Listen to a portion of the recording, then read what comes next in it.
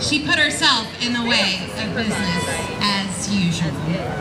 Please join me in welcoming the ever-inspiring Madeline ffitch.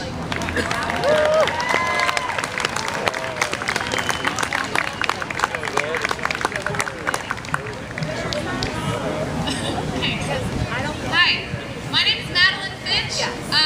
I live in Athens County, Ohio. Hello, Athens County over there. And I work with a group called Appalachia. We've added direct action as a tactic to fight against the fracking industry and keep it out of our region and our county. So this weekend I was really excited to meet such a wide group of activists from all around the state working on this issue in so many important ways, writing letters, holding public meetings, lobbying the State House, and putting their bodies on the line, risking arrest to stand against the Keystone XL pipeline tar sands and to fight against climate change.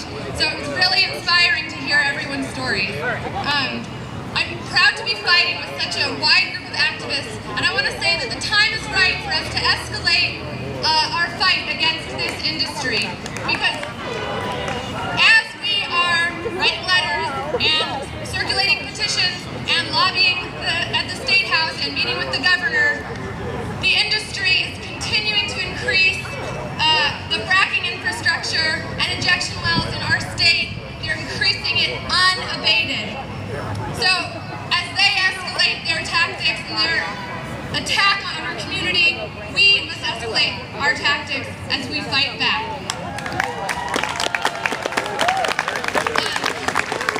So recently, I was visiting Wheeling, West Virginia, and I was at a public meeting there where John Jack, who's the regional head of Green Hunter Energy, boo, right? He was at this public meeting to answer the questions of the community about a new proposed frack waste transfer facility being put in along the Ohio River, right? So the only reason John Jack was there was to answer questions from the community. Any questions at all. Oh, except for one thing, right? He said, I won't be answering any questions about radioactivity. Right. Well, so that was a problem because one of the main concerns of people in Wheeling is radioactive materials being barged into their community and being trucked down the main street in their small rural communities. So resident after resident gets up to the microphone and asks questions about radioactive material, and one by one, John Jack says, I don't want to answer that. I'm not going to answer that. Just flat out refuses to answer it. No reasons, no excuses, just, yeah, I'm not going to answer that. So who here thinks we deserve better than that? And who here thinks we deserve some real answers from industry and our state agency about how hazardous and toxic this frack waste material is? So I support direct action as a tactic against this fracking industry. And why do I support it? Because the industry is escalating their tactics, and we must escalate our tactics. The industry has pulled out all the stops. We must pull out all the stops. They do whatever they can get away with. They don't play fair. They influence laws so they're exempt from regulation. They operate while in violation. They dump illegally. They bully their way onto people's land. Okay, my neighbor, a retired coal miner, said, hey, the only time the industry isn't lying is when they're not opening their mouths. Yeah.